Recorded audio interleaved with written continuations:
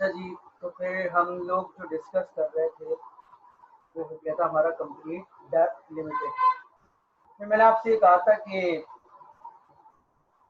Depth limited में भी एक प्रॉब्लम है, वो क्या है कि ऑप्टिमल नहीं है। तो इसको भी एल्गोरिथम को स्लाइड पे समझ लेंगे तो इजीली समझ में आ जाएगा। Iterative डीपिंग search depth first search का ही तरह का एल्गोरिथम है, लेकिन ये क्या करता है, पहले तो आप अपने दिमाग में एक इमेज बनाइए कि डेप्थ फर्स्ट सर्च लगा रहे हैं, आपको लिमिट का नहीं पता। तो आप क्या कर रहे हैं, आप स्टार्ट कर रहे हैं जीरो से कि आपने डीएफएस लगाया जीरो डेप्थ पे, मतलब सिर्फ रूट को चेक किया। अगर आपको आंसर नहीं मिला तो डीएफएस दोबारा लगाया और फिर किसको चेक किया, ये देखिएगा डीएफएस ही लगाना है लेकिन डेप्थ पे भी लूप लग गया है। इसका मतलब ये है कि जो आप डीएफएस लगा रहे हैं उस पे डेप्थ पे भी लूप चल गया। पहले वाला डीएफएस क्या करता था, वो डेप्थ पे लूप नहीं लगाता था, वो एंड तक जाता था, अगर इनफाइनाइट होता था इनफाइनाइट तक। फिर डीएलएस क्या कर रहा था, डीएलएस ये कर रहा था कि जो आपको डेप्थ होती थी उस पर एक फिक्स चेक लगा दिया करता था कि मैं 15 तक चलूंगा या 20 तक चलूंगा। आइटरेटिव डीपिंग सर्च ये कर रहा है कि है डीएफएस ही, लेकिन डेप्थ पे लूप लगा दिया है कि डेप्थ जीरो से स्टार्ट करो और वहां तक चले जाओ डेप्थ पे जहां पर आपको आंसर ना मिले। इसने डेप्थ जीरो पे स्टार्ट किया, सिर्फ रूट का रूट को चेक कर लिया, इसको आंसर नहीं मिला। फिर ये डेप्थ वन पे आया, डेप्थ वन का मतलब है यहाँ तक चेक करेगा, लेकिन इस पर डीएफएस लगाएगा। तो पहले टॉप रूट, फिर लेफ्ट, फिर राइट, ये देखें। जब इसको आंसर नहीं मिला तो इसने दोबारा से एल्गोरिथम स्टार्ट किया, लेकिन अब डेप्थ क्या चलाई, टू चलाई। तो देखें, पहले इसने इसको चेक किया, फिर इसको चेक किया, फिर इसको चेक किया। तो ये है डीएफएस ही, लेकिन डेप्थ पे लूप लगा हुआ है। समझ में आ गई बात?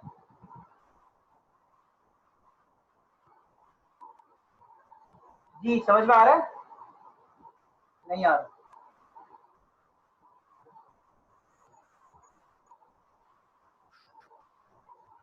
बाकी लोग देखिए भाई, आज से मैं अटेंडेंस ऐसे नहीं लूंगा कि आप लोग लास्ट सेशन ज्वाइन कर ले, कुछ लोग और मैं उनके अटेंडेंस ले लूँ। मैं लॉग देखूंगा पीछे किसने कितने मिनट की क्लास ली है। तो अगर 120 मिनट की क्लास हुई है, कम से कम 80 मिनट की क्लास अगर आपने नहीं ली होगी तो मैं आपकी एब्सेंट मार्क कर दूंगा। मुझे कुछ लोग अभी दिख रहे हैं जिन्होंने पहला और दूसरा सेशन नहीं लिया, ना मुझे इन्फॉर्म किया। ठीक है, कुछ नाम ऐसे हैं, मैं नाम नहीं कॉल कर रहा, लेकिन कुछ लोग ऐसे हैं, मैंने पिछली क्लास में भी ऑब्जर्व किया था और आज भी ऑब्जर्व किया है कि पहले और दूसरे सेशन में नहीं होते, लेकिन डायरेक्ट थर्ड सेशन में आ जाते। तो काइंडली, तो अगर आप मुझे इन्फॉर्म कर देंगे तो मुझे पता चल जाएगा, अगर इन्फॉर्म नहीं करेंगे तो मुझे नहीं पता चलेगा। तो ये पिछली क्लास में भी ऐसा मसला कुछ लोगों के साथ हुआ था, मैंने नोट किया था। ठीक है, और किसी से अगर आप कहलवा देंगे कि वो मौजूद थे, मैंने सेशन देखा था पिछले हफ्ते पिछली क्लास में ट्यूसडे को, तो जिन लोगों की मुझे अटेंडेंस लगाने की लगी थी उसमें से एक स्टूडेंट ने सिर्फ 8 मिनट की क्लास ली थी तीनों सेशन में। तो ये सारा लॉग जनरेट हो रहा हो, एलएमएस से कनेक्ट हो या नहीं हो इससे कोई फर्क नहीं पड़ता। जिसने जहां से क्लास ली होगी, मेरे पास रिकॉर्ड आ रहा हो, आप कहेंगे तो आपको भी बता दूंगा कि रिकॉर्ड कहाँ से आता है। कभी आप मीटिंग कनेक्ट करके देखें, जूम पे डायरेक्ट रिकॉर्ड आ जाता है कि किसने कितने मिनट की क्लास ली है। अगर डिस्कनेक्ट भी हो जाए ना आप जुनेरा और दोबारा ज्वाइन करें, तो वो दोनों बता रहा होता है कि भाई इन्होंने पहले 12 मिनट की क्लास ली है, फिर 20 मिनट की क्लास ली है, तो टोटल बता रहा होता है। क्लियर? अभी मैं डिस्कनेक्ट हुआ था 5 मिनट 2 सेकंड के लिए, मैंने दोबारा ज्वाइन किया तो ये मुझे बताएगा कि मैंने 39 मिनट्स की क्लास ली। मैं आपसे अभी आखिर में शेयर भी करता हूँ ये चीज़ कि मैं अटेंडेंस कहाँ से देख के लगा। मुझे टाइम लगता है, लेकिन ये है कि हो जाता है। मैं आपको आईडीएस समझा रहा हूँ। इश्यूज हो सकते हैं, सबके साथ हो सकते हैं, लेकिन इन्फॉर्म कर दिया जाए तो बेहतर है। IDs, iterative dipping search. आप डीएफएस की कंटिन्यूशन में से पढ़ रहे हैं, ये देखिएगा ये क्या कर रहा है, ये पूरी ट्री को एक साथ एक्सपेंड नहीं कर रहा। ये कह रहा है कि भाई मैं डीएफएस चलाऊंगा सबसे पहले डेप्थ जीरो पे। तो देखें, इसने कहा सिर्फ इसने कहा भाई कि डेप्थ जीरो पे चल गया डीएफएस, इसको आंसर नहीं मिला, इसने कहा कि डेप्थ जीरो है। इसने कहा अब जो है मैं दोबारा से ये एल्गोरिथम चलाऊंगा और अब मैं इसको डेप्थ वन तक लेके जाऊंगा। डेप्थ वन का मतलब क्या है कि मैं एक लेवल और इंक्रीज करूंगा। इसकी ट्री इतनी हो गई, अब इस पे ये क्या चलाएगा, डीएफएस। तो देखें, सबसे पहले ये ए पे जाएगा, सबसे पहले ये कहाँ जाएगा, ए पर जाएगा। डीएफएस क्या करता, सबसे पहले ए पर जाता, फिर कहाँ जाएगा, बी पर जाएगा, फिर कहाँ जाएगा, सी पर जाएगा।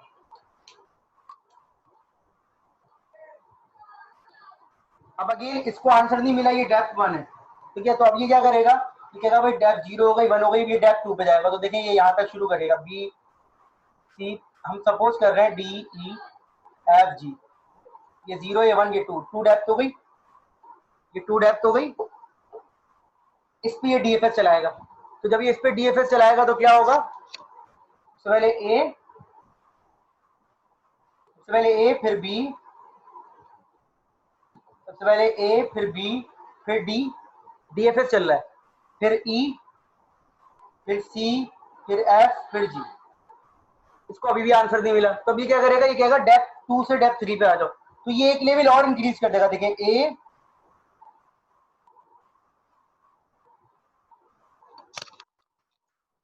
देखिएगा डी ई एफ जी, अब ये डी को भी इंक्रीज कर देगा, मतलब एक डेप्थ और चला जाएगा। हम सपोज कर रहे हैं अल्फाबेटिकल ऑर्डर में ऐसा होता नहीं है,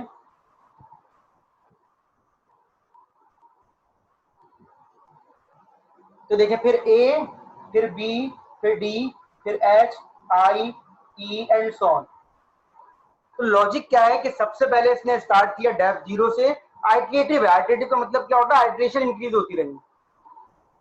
तो चूंकि ये आइटरेटिव है तो आइटरेशन इंक्रीज होती रहेंगी। तो पहले डेप्थ 0 पे, फिर डेप्थ 1 पे, फिर डेप्थ, जो काम इसने एक दफा कर लिया, देखिए इसने ए को चेक कर लिया था यहाँ पर, लेकिन चूंकि ये डेप्थ दोबारा स्टार्ट कर रहा था, देखिए दोबारा ए को चेक किया, ए बी और सी को चेक कर लिया था, लेकिन जब ये डेप्थ 2 पे आया तो इसने दोबारा फिर चेक किया। तो जो काम ये एक दफा कर चुका होता है, जो काम ये एक दफा कर चुका होता है, उसको ये काम बार बार तो करता है, लेकिन ये मेक श्योर करता है कि मैं हर डेप्थ पे डेप्थ फर्स्ट लगाऊं। एक एग्जाम्पल मैं आपको स्क्रीन पे भी दिखाता हूँ, ये देखो, ये देखिएगा, लिमिट 0, लिमिट 1, लिमिट। पहले आप क्या कर रहे थे, एक फिक्स लिमिट पे चला रहे थे, वो 3 भी हो सकती थी, 13 भी हो सकती थी, 23 भी हो सकती थी। लेकिन अब क्या है, अब आपकी डेप्थ, ये देखिए स्क्रीन पे देखिएगा, यहाँ पर ही देखें, ये पहले इधर किया फिर वापस आइए। इस तरह की मिसाल ले लें कि भाई हमने रूट पे स्टार्ट किया, हमने रूट को चेक किया, हमने कहा कि भाई डेप्थ 0 पे हम जाएंगे तो हमें आंसर नहीं मिला, फिर हमने कहा 1 पे जाएंगे, तो फिर हम दोबारा से स्टार्ट। तो ये बार बार ना हर डेप्थ पे डीएफएस लगाता है। तो आपके पास कंप्लीट तो ये इसलिए हो गया, क्यों, क्योंकि जहां तक चेक कर रहा है उसके अंदर अगर आंसर होगा तो मौजूद ही होगा। मतलब अगर जब तक इसको आंसर नहीं मिलेगा डेप्थ को इंक्रीज करता रहेगा। ये 4 डेप्थ पे गया, इसको आंसर नहीं मिला, ये दोबारा क्वेश्चन स्टार्ट करेगा और कहाँ जाएगा, 5 डेप्थ पे। 5 डेप्थ पे इसको आंसर नहीं मिला, दोबारा स्टार्ट करेगा, 6 डेप्थ पे जाएगा, 6 पे नहीं मिला दोबारा स्टार्ट करेगा, 7 पे जाएगा, 7 नहीं मिला 8। जब तक इसको आंसर नहीं मिलेगा ये डेप्थ को इंक्रीज करता रहेगा। ये बात क्लियर हो गई। तो ये कंप्लीट तो हो गया। अब मुझे आप ये बताइए क्या ये ऑप्टिमल है या नहीं है आपके ख्याल में। ऑप्टिमल इसलिए हो जाएगा ये कि देखें, अगर इसको 3 डेप्थ पे आंसर नहीं मिला, जब ये 4 डेप्थ पे जाएगा। सही कह रहा हूँ गलत? ये अपनी डेप्थ को कब इंक्रीज करता है, जब पूरी डेप्थ कंप्लीट हो जाए। तो अगर इसको डेप्थ 3 पे आंसर नहीं मिला तो ये 4 पे जाएगा। तो ये इस बात की गारंटी है कि ये डेप्थ 4 पे अगर खड़ा हुआ है, क्या इसने आइट्रेशन डेप्थ 4 तक कर ली है, तो डेप्थ 3 पे आंसर नहीं था। Is it clear? इसने अगर डेप्थ 100 तक गया है तो इसका मतलब है डेप्थ 99 पे आंसर नहीं था, जब भी इसने आइट्रेशन में डेप्थ 100 तक चला गया। तो इसकी ऑप्टिमल वाली प्रॉपर्टी भी क्या हो गई, फुलफिल हो गई। लेकिन प्रॉब्लम है, जाहिर सी बात है, एक काम बार बार कर रहा है तो टाइम तो लग रहा है, एक काम बार बार कर रहा है टाइम तो लग रहा है, लेकिन ये है कि इसमें हमने ऑप्टिमल और कंप्लीट के इश्यूज को क्या कर लिया, रिजॉल्व कर लिया। Are you getting me? समझ में आ गई ये बात? सही है भाई। तो ये एक कंपैरिजन टेबल है, इसको देख लीजिएगा। मैं आ जाता हूँ आगे कि भाई अगर आप अपने सर्चिंग एल्गोरिथम को थोड़ा सा एफिशिएंट बना, अनइन्फॉर्म सर्च खत्म हो गया हमारे, ये 5 ही थे, बीएफएस, यूसीएस, डीएफएस, डीएलएस और आईडीएस, ये 5 थे। आसान है, ये सारे आपस में कनेक्टेड है। तो आप अपने एल्गोरिथम को ज्यादा बेहतर कैसे कर सकते हैं, ये किसी एल्गोरिथम के अंदर इंप्लीमेंट नहीं हुई चीज, ये अलग से मेथड है जो आप इंप्लीमेंट कर सकते हैं कि भाई आप कुछ ऐसे काम कर लें कि there is a possibility of expanding state that have already been encountered and expanded before on some other path। यानी कुछ ऐसी स्टेट जो ऑलरेडी बन चुकी हैं तो आप उसको दोबारा ना बनाएं। एक तरीका ये है, यूसीएस गिरिडी बाद में आएगा, गिरिडी अलग है, गिरिडी अलग है। जो स्टेट्स आप बना चुके हैं उसको दोबारा नहीं बनाएं। एक लॉजिक ये लगा सकते हैं आप अपने एल्गोरिथम के, अपने एल्गोरिथम को एफिशिएंट बनाने के लिए सर्च पार्ट को, ये एल्गोरिथम की लॉजिक नहीं है, ये आप इंप्लीमेंट कर रहे हैं कि भाई जो स्टेट में एक दफा बना चुका हूं तो मैं दोबारा नहीं बनाऊंगा। क्लियर हो गई ये बात? ये देखें, जो पहले बन चुकी हैं और एक्सपेंडेड हो चुकी हैं उनको मैं दोबारा से एक्सपेंड नहीं करूंगा, नहीं बनाऊंगा, ठीक है, दोबारा नहीं बनाऊंगा। ऐसे पाथ को भी मैं अवॉइड करूंगा जिसमें लूपिंग हो रही। कोई एल्गोरिथम नहीं कह रहा आपको कि अवॉइड करें, लेकिन आप अपने एल्गोरिथम के अंदर लॉजिक ये लगा सकते हैं कि जब ट्री को मैं एक्सपेंड कर रहा हूं तो मैं उन पाथ को एक्सपेंड ना करूं जो रिपीटेड साइकिल वाले हों, लूपिंग हो रही हो जिनके अंदर, ठीक है। और एक आखिरी चीज के वो एल्गोरिथम जो अपनी हिस्ट्री को भूल जाते हैं, जाहिर सी बात है वो कभी ना कभी उन चीजों को रिपीट करेंगे। तो हिस्ट्री याद रखें। हिस्ट्री याद कैसे करेंगे? Do not return the state it just came from. मतलब पेरेंट ने अगर किसी चाइल्ड को जनरेट किया है तो उस चाइल्ड के चाइल्ड के अंदर वो पेरेंट नहीं आना चाहिए। मतलब क्या है, अगर ए ने बी को जनरेट किया है, अगर ए ने बी को जनरेट किया है तो बी के चाइल्ड के अंदर ए नहीं आना चाहिए, ठीक है ना। मतलब अगर मैं प्रैक्टिकली एग्जांपल दूं, अगर मैं नीपा से मिलीनियम लिया हूं तो मिलीनियम के ऑप्शन में से नीपा को निकाल दूंगा। क्लियर हो गई ये बात?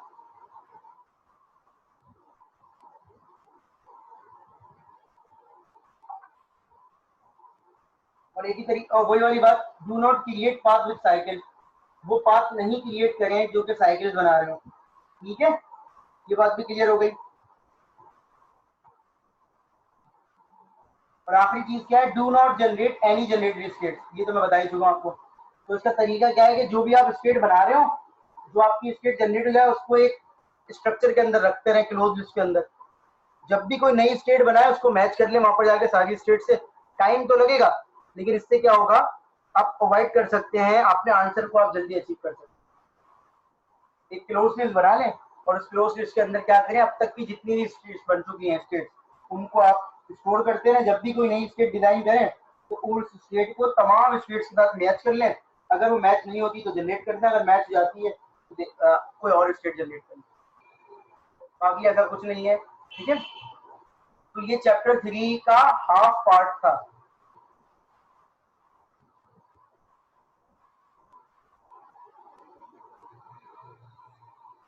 अब हम इन्फॉर्म सर्च पे आ रहे हैं।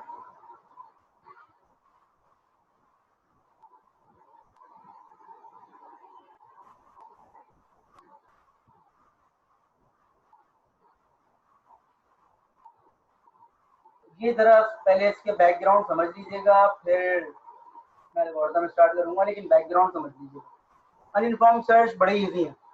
इजी इन द सेंस कि इसमें आपको कोई कैलकुलेशन नहीं करनी पड़ी रन टाइम। आप क्या कर रहे हैं, आप एक एल्गोरिथम उठाते हैं और उसके कॉरस्पॉन्डिंग क्या करते हैं, जो भी एल्गोरिथम कह रहा है उस हिसाब से काम करना शुरू करते हैं।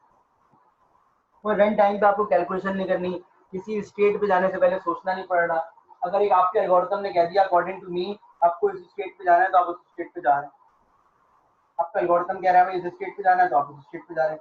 इधर देखिए बीएफएस कह रहा है लेफ्ट पे जाओ, डीएफएस कह रहा है लेफ्ट टू लेफ्ट पे जाते रहो, आईडीएस कुछ कह रहा है, डीएलएस कुछ कह रहा है, यूसीएस कुछ कह रहा है। आपको कोई रन टाइम पे ना ये नहीं पता करना पड़ रहा कि जिस स्टेट में मैं जा रहा हूँ उस स्टेट से मैं पहुंचूंगा कि नहीं पहुंचूंगा, ठीक है ना। बात क्लियर हो गई। इन्फॉर्म सर्च क्या कहते हैं?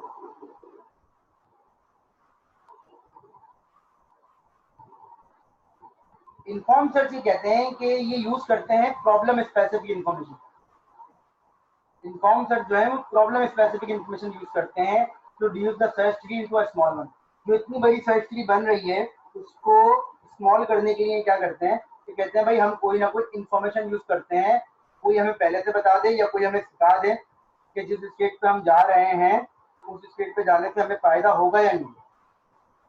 मतलब कोई हमें बता दे खड़े होके, या कोई कैलकुलेशन हो जाए, या कोई रन टाइम पे हमें बता दे कि भाई जिस नोट पे हम जा रहे हैं उससे हमें हम गोल स्टेट पे पहुंच सकते हैं या नहीं पहुंच सकते, या वहां पर हमारा गोल कितनी दूर होगा। मतलब जैसे मैं मिसाल दूं, मुझे जाना है पीएचपी मेन कैंपस और एक रास्ता जा रहा है मलिर की तरफ, एक रास्ता जा रहा है बलोच कॉलोनी की तरफ। अब मलिर की तरफ जाने से पहले मुझे पता चल जाए कि मैं मलिर से मेन कैंपस जो है, मलिर से मेन कैंपस है 18 किलोमीटर दूर और बलोच कॉलोनी से मेन कैंपस है 10 किलोमीटर दूर। ये मुझे कहीं ना कहीं से इंफॉर्मेशन पता चल गई। Are you getting me? मुझे पता ये चल जाए कि मलिर जाने से, मलिर अगर मैं जाता हूँ तो वहां से मेन कैंपस है 18 किलोमीटर दूर और बलोच कॉलोनी के पुल से मेन कैंपस है 10 किलोमीटर दूर। तो ये मुझे कोई ना कोई इन्फॉर्मेशन मिल गई। इस इन्फॉर्मेशन को यूज करके मैं अपना डिसीजन क्या कर सकता हूँ, बेहतर कर सकता हूँ। तो मैं कहाँ जाऊंगा, मलिर जाऊंगा या मुझे कहाँ जाना चाहिए, मलिर जाना चाहिए या Baloch colony? Definitely Baloch colony. तो मुझे कोई ना कोई इन्फॉर्मेशन मिल गई है। Are you getting me? ये इन्फॉर्मेशन कहाँ से आती है? अगेन रिपीट कर रहा हूँ, ये प्रॉब्लम स्पेसिफिक इन्फॉर्मेशन होती है। ये प्रॉब्लम स्पेसिफिक इन्फॉर्मेशन जो होती है, ये आपको कौन देता है, ये मैं आपको एक्सप्लेन करता हूँ। ये प्रॉब्लम टू प्रॉब्लम वेरी करती है। ये आपको कोई आके बताएगा नहीं, हो सकता है बता भी दे, हो सकता है गिवन हो सकता है रन टाइम पे आपने निकालना, हो सकता है रन टाइम पे निकालना। तो हो सकता है आपको पहले से गिवन हो सकता है आपको रन टाइम पे निकालना। क्लियर? मैं भी आपको समझाता हूँ एक प्रैक्टिकल एग्जाम्पल, लेकिन पहले आप ये समझ लें कि प्रॉब्लम स्पेसिफिक इन्फॉर्मेशन क्या होती है, कि हर प्रॉब्लम की अलग हो सकती है। हर प्रॉब्लम की प्रॉब्लम स्पेसिफिक इन्फॉर्मेशन क्या होती है, अलग होती है। इसका मतलब ये होता है कि आप जो है रन टाइम पे या पहले से आपको कोई चीज गिवन होती है कि जिसके ब्याज पे आप अपने डिसीजन को स्मार्टली ले सकते। मैं आपको एक एग्जाम्पल समझा रहा हूँ कि पहले ये होती क्या चीज है। ये देखें, ये वही रोमानिया का मैप है। इस रोमानिया के मैप को अगर आप गौर से देखें तो इस रोमानिया के मैप के अंदर वही वाला मैप है जिसके अंदर हम बात कर रहे थे कि हर अल्फाबेट अलग है। ये इस टेबल को छोड़ दीजिएगा, ये देखिए, ये एक मैप है। इस मैप के अंदर अगर हम एक चीज पे फोकस करें तो वो चीज क्या है? वो चीज ये है कि हमें एरिड से बिचेरिस जाना है। कहाँ जाना है? एरिड से बिचेरिस। अब अब एरिड पे खड़ा हूँ, कॉस्ट तो गिवन है ही, ये इंफॉर्मेशन नहीं है। देखें, एरिड से जैरिड जाने का मतलब ये है कि मैं कितनी कॉस्ट यूज करके जा रहा हूँ, 75। एरिड से जैरिड जाने का मतलब क्या है कि मैं कितनी कॉस्ट यूज कर। मेरी बात गौर से सुनिएगा प्लीज, क्योंकि जब तक ये समझ में नहीं आएगा मैं इन्फॉर्म सर्च के एल्गोरिथम स्टार्ट नहीं कर सकता। एरिड से जैरिड जाने की कॉस्ट कितनी है? 75। एरिड से जैरिड जाने की कॉस्ट कितनी है? 75। क्या इसके कहीं लिखा हुआ है कि जैरिड से बुचेरिस कितनी दूर है? या ये कॉस्ट आपको ये बता रही है कि अगर आप जैरिड चले जाएं तो आप बुचेरिस से कितनी दूर है? बुचेरिस ये रहा। कहीं पर भी कोई इन्फॉर्मेशन गिवन है? इसका मतलब ये इन्फॉर्मेशन नहीं है, ये उस काम को करने की कॉस्ट है। टिक टैक तो खेलना है, आपने एक मूव परफॉर्म किया, उस मूव की कॉस्ट कितनी है? 1। क्या आपको ये पता चलता है कि उस मूव को परफॉर्म करने के बाद आपका गोल आएगा या नहीं आएगा? अगर 4 मूव्स हैं, उन 4 मूव में से आपको एक मूव परफॉर्म कर ले, तो क्या आपको पता ये चलेगा कि उन चारों में से आपने वो मूव क्यों परफॉर्म किया है? आपको ये तो पता है उस मूव की कॉस्ट कितनी है 1, लेकिन आपको ये नहीं पता कि आपका घर वहां से, सॉरी, आपका गोल वहां से कितनी दूर है। Is it clear? ये टेबल दिया हुआ है हमें, ये गिवन है, प्री डिफाइन है। ये दिया हुआ है बुचेरिस के रेफरेंस से। किसके रेफरेंस से? बुचेरिस। एरिड से स्ट्रेट लाइन डिस्टेंस बुचेरिस का कितना है? 366। इसका मतलब क्या है? स्ट्रेट लाइन डिस्टेंस का मतलब क्या होता है?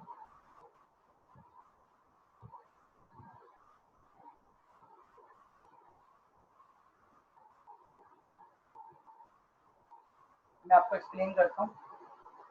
ये देखें, ये एक पॉइंट है ए, ये एक पॉइंट है बी और ये एक पॉइंट है सी।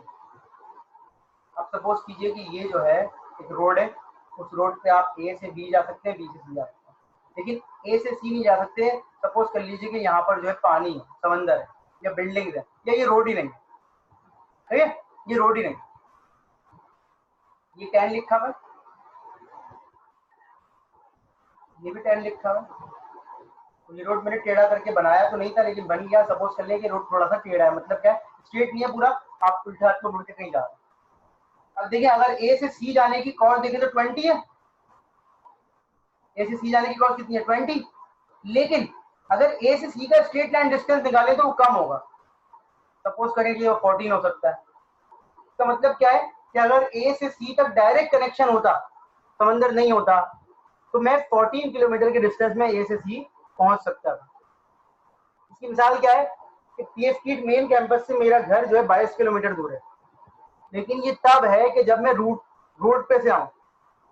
जो ऑफिशियल रोड बने हुए हैं जिन पे मैं ट्रैवल करता हूँ, आप ट्रैवल करते हैं कार में, बाइक में, बसेस में, उबर करीम में, वो कितना है 22 किलोमीटर। लेकिन फर्ज करें मैं straight line distance PF kit main campus से अपने घर का निकालूं, इसमें मैं बिल्डिंग से भी जा रहा हूँ, पुल पे भी जा रहा हूँ, पानी में से भी जा रहा हूँ, हर जगह में से गुजर के उस रास्ते को मैं बनाऊं, तो वो क्या 22 किलोमीटर होगा?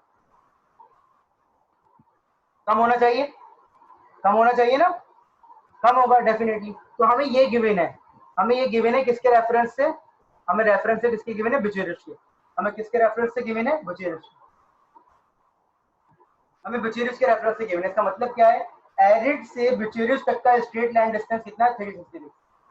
अच्छा, मैं बिलीव करता हूँ कि आप ये चीज समझ चुके होंगे कि ये स्ट्रेट लाइन नहीं है, ये बेसिकली कनेक्शन बनाया हुआ। हो सकता है ये लासी से भी जाने का जो कॉस्ट हो वो थोड़ी ऐसे करके जा रही हो, थोड़ा सा रूट टेढ़ा हो, कुछ इस तरह से हो, लेकिन हमने कनेक्शन ऐसे बनाए हुए स्ट्रेट। तो आप ये मत सोचिएगा सीधी लाइन है।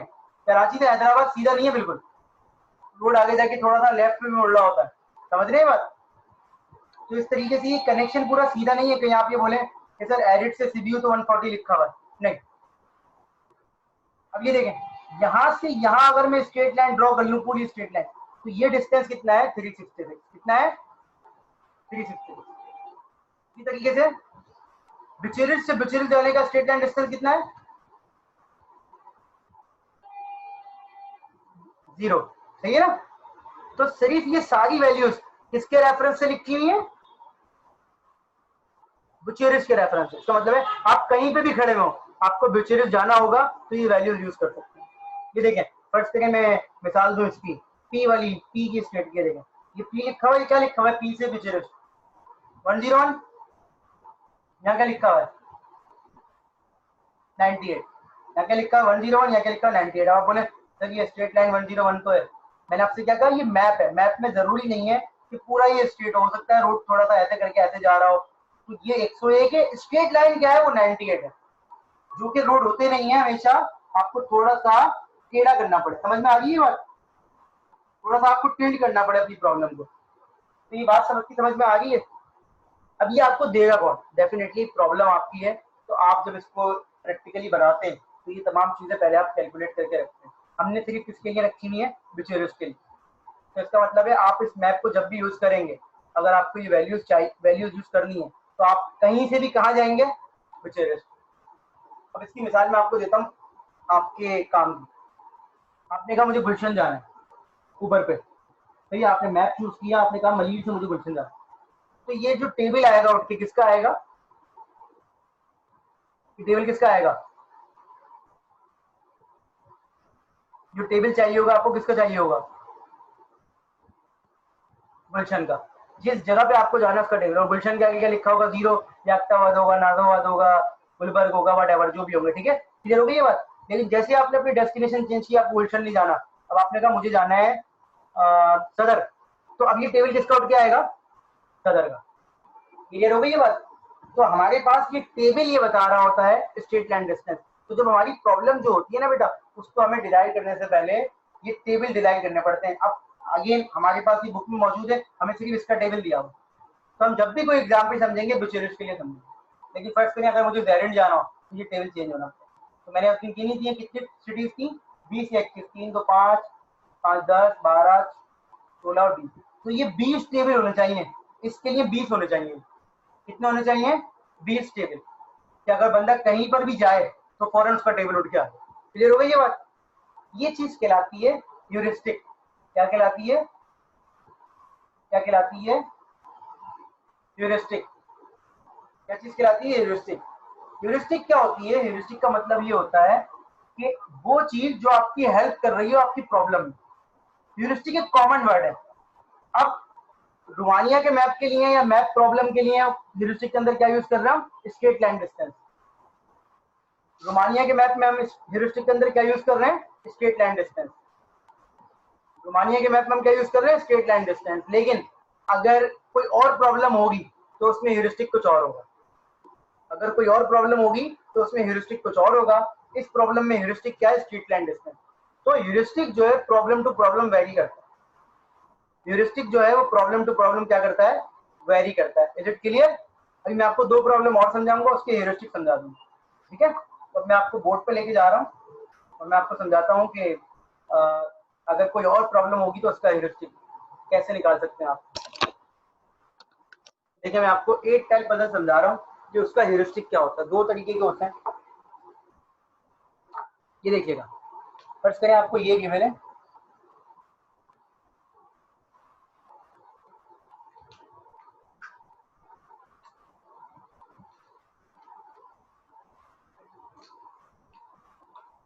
One two three four five six seven eight, सही है। और आपसे कहा जा रहा है आपको बनाना ये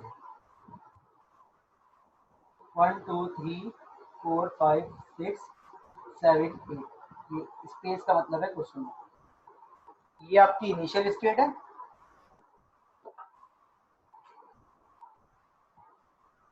आपको बनाना ही है।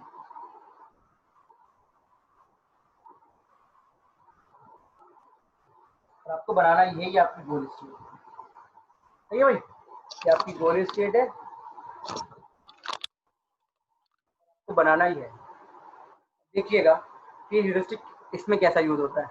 अब मैं अगर यहाँ बनाऊँ तो मेरे पास 4 ऑप्शन है, तो 4 ऑप्शन में एक एक करके बना देता हूँ।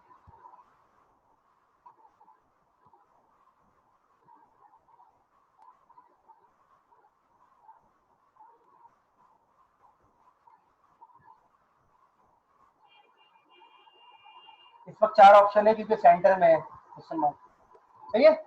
तो पहला ऑप्शन ये है कि 1 क्वेश्चन मार्क 3 4 2 5 6 7 8। दूसरा ऑप्शन क्या है, 1 2 3 4 5 6 7 8 क्वेश्चन मार्क। फिर ऑप्शन है 1 2 3 4 5 क्वेश्चन मार्क 6 7 8। फिर है 1 2 3 4 7 5 6 क्वेश्चन मार्क 8। ये चारों सबकी समझ में आ गए कि कैसे बनाया मैंने चारों ऑप्शन को एक्सप्लोर कर दिया। आई होप ये सबकी समझ में आ गया होगा, ठीक है। तो ये इसके 4 चाइल्ड हैं। अब इनमें से इसे कौन सा चूज करना चाहिए आपके ख्याल में कि इसको वो गोल स्टेट जो दिख रही है वो मिल जाए।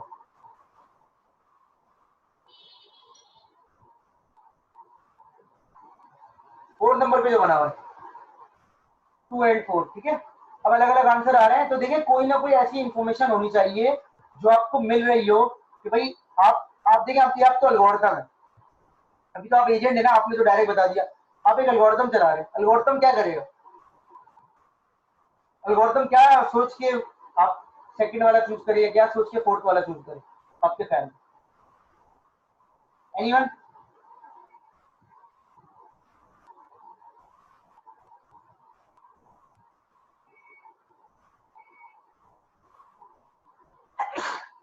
जी नहीं, एल्गोरिथम है ना, देखिए एल्गोरिथम हमेशा रिपीटेड एक्शन करता है, जब भी तो एल्गोरिथम है। एल्गोरिथम एक काम बार बार कर रहा होता है, जब भी तो उसमें लूप चलता है, तो एक काम बार बार हो रहा होता है। तो आपने अभी 2 बताया या 4 बताया, तो क्या सोच के बताया, वही चीज आप इसको सिखाएंगे। आपने कहा मैं ह्यूरिस्टिक निकालता हूँ, तो मैं आपको ह्यूरिस्टिक बताता हूँ क्या होता है। एक मैं आपको आसान वाला ह्यूरिस्टिक बता रहा हूँ, फिर मैं आपको एक रीडिंग असाइनमेंट दूंगा कि आप उसको पढ़ लीजिएगा। 4 वाला ज्यादा सही रहेगा, कुछ ना कुछ सोच के बना रहे हैं ना, तो इसका ह्यूरिस्टिक निकालने की कोशिश करते हैं, ठीक है। ये देखिएगा, सबसे पहले बात करते हैं इसकी। ह्यूरिस्टिक का एक देखें, जैसे ह्यूरिस्टिक एक कॉमन वर्ड है, तो यहाँ पे ह्यूरिस्टिक जो निकाल रहा हूँ उस प्रॉब्लम देखते हुए मैंने अंदाजा लगाया यार इसमें और इसमें कितना फर्क है, वो देख लेते हैं। मतलब करेक्ट टाइल देख लेते हैं, कितने सही टाइल हैं। टोटल कितने टाइल्स हैं, 8 टाइल्स हैं। टोटल कितने टाइल्स हैं, 8। अगर करेक्ट टाइल्स में 8 वैल्यू आ जाए तो इसका मतलब ये मेरा आंसर है।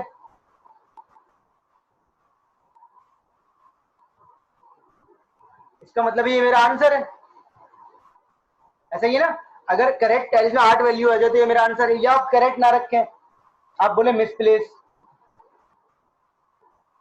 तो अगर मिसप्लेस टाइल्स के अंदर 0 वैल्यू आ जाए तो वो मेरा आंसर है। ऐसा ही है, किसी भी टाइल पे, किसी भी बॉक्स पे मेरे पास अगर 0 वैल्यू आ जाए तो हम कोई भी ले सकते हैं, ठीक है, हमारी मर्जी है। तो मैं आपको करेक्ट टाइल से समझा देता हूँ। मैंने लिखा भाई मैं एज जो यूज कर रहा हूँ वो करेक्ट टाइल। देखिए आपकी प्रॉब्लम चेंज हुई तो आपने ह्यूरिस्टिक की नेचर चेंज कर ली। क्लियर हो गई बात? ये देखिएगा, अब मैं आपको ह्यूरिस्टिक समझा रहा हूँ। तो देखिए यहाँ 1 अपनी जगह पर है, 2 नहीं है, इसमें और इसमें कंपेयर कर रहा हूँ। 1 अपनी जगह पर है, 2 नहीं है, 3 है, 4 नहीं है, 5 भी नहीं है। गिन लेते हैं कितने लोग अपनी जगह पे। चलो मिसप्लेस टाइल कर लेता हूँ, जल्दी हो जाएगा। मिसप्लेस टाइल, ठीक है। तो देखें 2 अपनी जगह पर नहीं है, 1 हो गया। 3 अपनी जगह पर नहीं है, 4 अपनी जगह पर है, 5 नहीं है, 2 हो गए। 2 नहीं है, 5 नहीं है, 6 भी अपनी जगह पर नहीं है, 7 अपनी जगह पर है और 8 अपनी जगह पर है। तो कितने लोग अपनी जगह पर नहीं है? कितने लोग अपनी जगह पर नहीं है? कितने लोग अपनी जगह पर नहीं है? 3। इसका मतलब है इसकी ह्यूरिस्टिक की वैल्यू जो हो गई है वो क्या हो गई है? 3 हो गई। ये लिख दी 3 यहाँ पर, सही है। अब आइए इसमें और इसमें डिफरेंस देख लें। इसमें और इसमें डिफरेंस बताइए कितना है?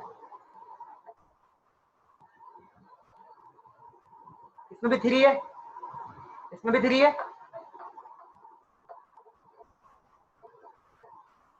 इसमें भी 3 है या कुछ और है?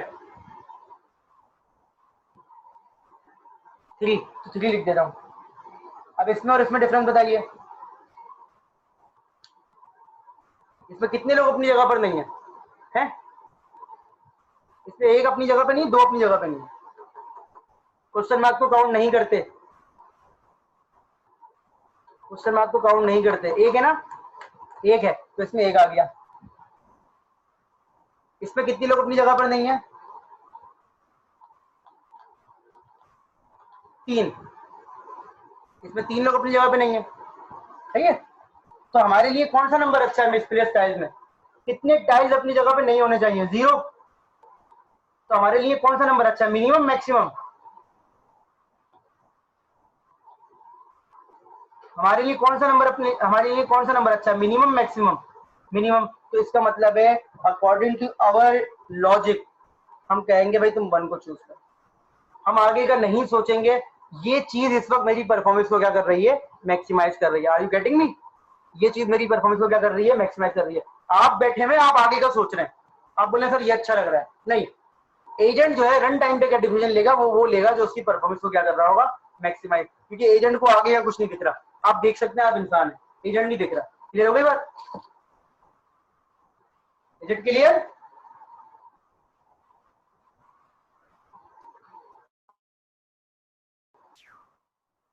Is it clear?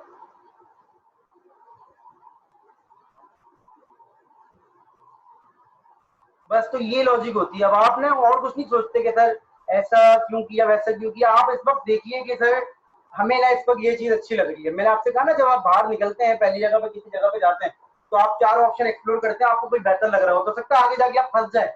लेकिन उस वक्त आप वो एक्शन परफॉर्म कर रहे होते हैं जो आपकी परफॉर्मेंस को क्या कर रहा होता है? मैक्सिमाइज कर रहा होता है। This is the logic. तो ये एक ह्यूरिस्टिक है। Heuristic problem to problem vary करता है। मैं आपके दिमाग में ये बात बिठा देना चाहता हूं कि ह्यूरिस्टिक हमेशा फिक्स नहीं होता। ह्यूरिस्टिक हमेशा फिक्स नहीं होता। Is it clear?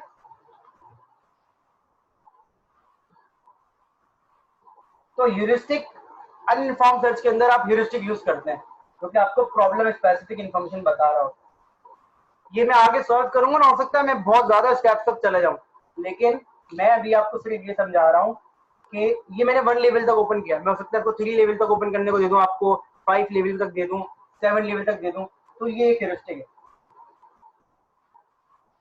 ठीक है। तो ये प्रॉब्लम जो थी आपके पास ये इस तरीके की।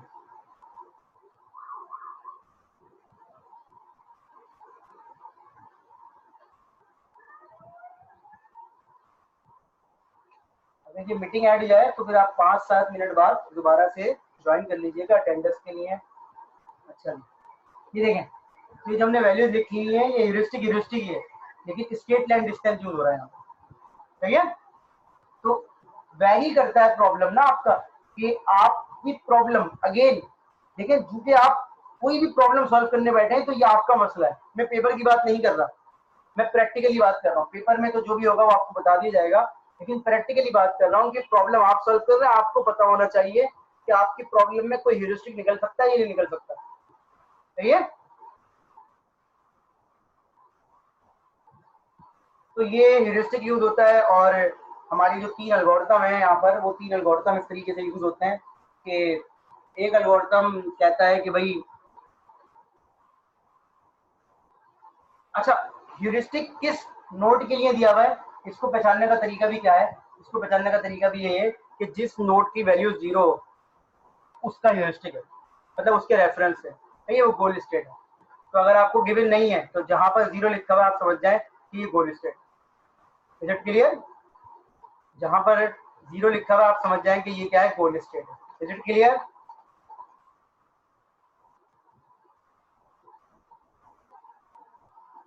हम इसकी 2-3 एग्जाम्पल और देखेंगे डिफरेंट ह्यूरिस्टिक की। अब ये ह्यूरिस्टिक अगर हमारी समझ में आ गया है तो नेक्स्ट क्लास में हम स्टार्ट करते हैं ग्रीडी बेस्ट फर्स्ट और ए स्टार। ए स्टार आपको पता है कि बहुत इंपॉर्टेंट है और ज्यादा जगहों पे यूज किया जाता है। तो ग्रीडी और ए स्टार हम नेक्स्ट क्लास में पढ़ेंगे, और उसके बाद भी हमारा बहुत सारी चीजें हैं। लेकिन अगर हमें ह्यूरिस्टिक समझ में नहीं आएगा, डेफिनेटली ए स्टार ही हो रहा होगा। गूगल मैप के पास तो इतना एक्सपीरियंस है कि वैसे तो उनको ए स्टार ही करना चाहिए, लेकिन उनको इतना एक्सपीरियंस है कि वो सिर्फ मैपिंग से ही काम चला लेते होंगे, लेकिन ए स्टार एल्गोरिथम लग सकता है। ए स्टार लगा हुआ है, ठीक है। जहां आप सिलेक्ट कर रहे हैं जिस जगह पे आने का, उसका ह्यूरिस्टिक उठ के आ जाएगा। और ह्यूरिस्टिक का प्रीडिफाइंड टेबल नहीं होता, आप ह्यूरिस्टिक खुद भी निकाल सकते हैं भाई। देखिए ना, वेक्टर्स आपको आते हैं, आपने मैट्रिक में वेक्टर्स पढ़े थे, रिजल्टेंट वेक्टर आता है आपको, आप निकाल लें। आपने बोला सर यहाँ से यहाँ ये तीनों वेक्टर्स को सम किया, इसका रिजल्टेंट ड्रॉ किया, तो ये ह्यूरिस्टिक आ गया। ह्यूरिस्टिक निकालना कोई इतनी मुश्किल बात नहीं है, ठीक है। कितने मिनट रहते हैं मीटिंग में? ये रिकॉर्डिंग रिकॉर्डिंग तो मैंने अपलोड कर दी पहले दूसरे सेशन की, ये भी कर दूंगा मैं अभी। और ठीक है, अब हम लोग मिलते हैं थोड़ी देर में, ठीक है। कितनी देर में मिल रहा है? 3 बजे हम लोग ज्वाइन कर रहे हैं। अल्लाह, 3 बजे ज्वाइन कर लीजिए।